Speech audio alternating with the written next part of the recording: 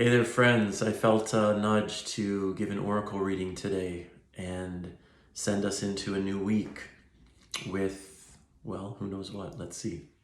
So I'm going to pull from the Sacred Earth Oracle deck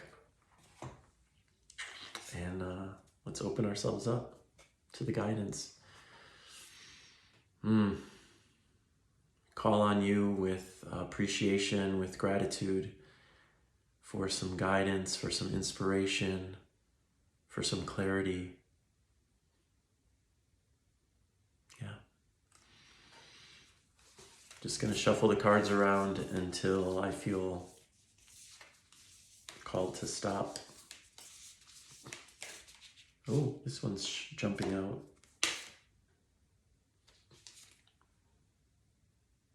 Reaction. Let's see. Let's see what it says. I'm already reacting to the reaction card. It's funny, I have this weird feeling about this card. I don't know why. Okay, reaction. Earthly meaning. Denial, numbness, or misplacement have compounded unresolved emotions. Okay, it's getting right into it. An emotional reaction may have knocked things off balance. Beneath the surface, things may have been off balance for some time. Uncomfortable emotions are powerful signals. Respond with compassion, careful consideration, and awareness. Limiting emotions restricts access to truth. The person who can only feel positive emotions does not recognize a villain. The person who only feels anger cannot accept love. Wow, this is a good one. Limiting emotions restricts access to truth, right? And uncomfortable emotions are powerful signals. It's so easy to not want to feel what is uncomfortable to feel. It's so easy to live in a place of denial or to retreat to numbness, right? I've done it 1,000 times over and I still do it. Plenty of times in my life today. And also that's okay.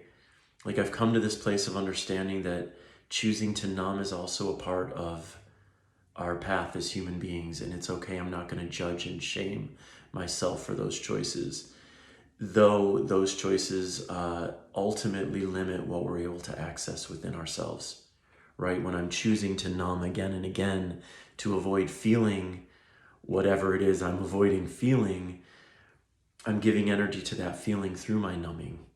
And at some point, I'm going to have to face it or feel it, right? Unless I want to just continue to numb day in and day out to avoid it.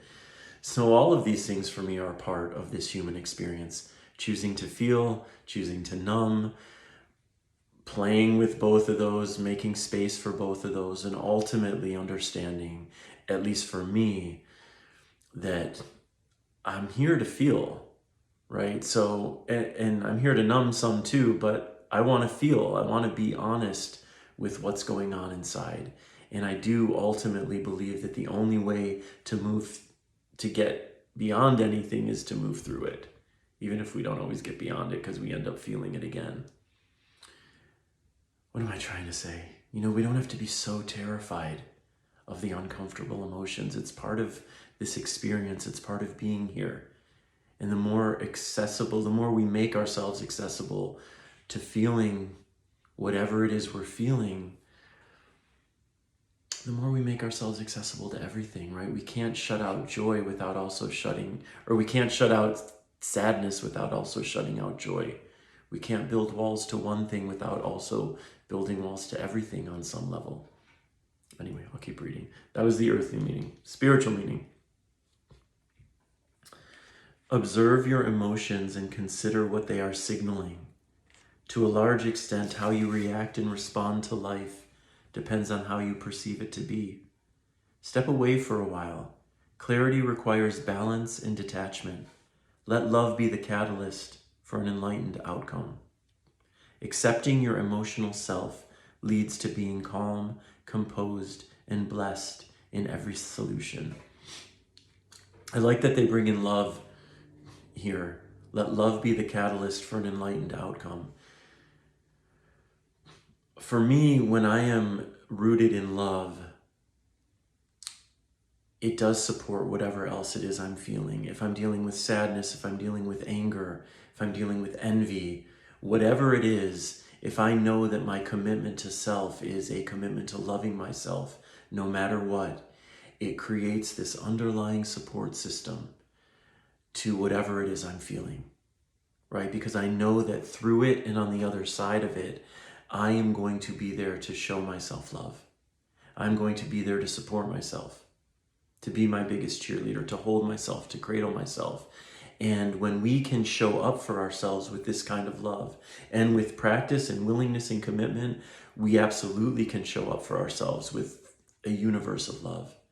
When we're willing to do that, we're more able to take risks. We're more able to live into whatever it is we're feeling. It's not even that we become less afraid, but on some level, maybe it is, because we know that, hey, I've got my own back. You have your own back. You're going to love yourself no matter what. And knowing that you're going to love yourself no matter what, it creates something wholly different within us. It makes us braver, more courageous, more willing to be with whatever it is we're feeling. Okay, insight. Water reacts to cold and heat by changing form. A seed reacts to the presence of water, oxygen, and the right temperature by germinating. Plants react to light, vinegar reacts to baking soda, and iron reacts to oxygen. Okay? Some reactions are instant, some are slow, but they are natural and predictable. Human reactions are much the same. Inhaling pepper will make you sneeze. Peeling onions will make you cry. A baby responds to hunger by crying. Being threatened will trigger a fight, flight, or freeze response. Sadness, anger, and fear are innate responses to emotional, mental, or physical hurt. As children, we expressed those feelings as signals for help, love, comfort, or nurture. The capacity to interpret our emotional reactions with awareness is a distinctly human trait.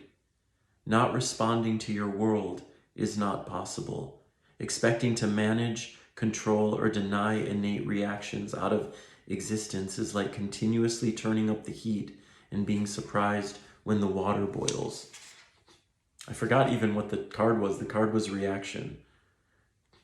I mean, the insight lost me a little. I essentially get what they're saying, which is that we're going to react. That's part of this lived experience. So trying to avoid reacting to the life you're living is like trying to avoid being hot when you're turning up the heat for boiling. And can we offer ourselves grace when we are reacting? Can we offer ourselves the grace of understanding that being a human is to react to our internal circumstances into our external circumstances? And what is helping me in my life as I'm reacting is holding space for the understanding that when I'm reacting out of alignment with love, or how I would love to be reacting ideally, that's human and it's okay. And I can't always be living into the more evolved version of myself that I aspire to, right? And what I can do is to recognize those moments that I'm out of alignment with love.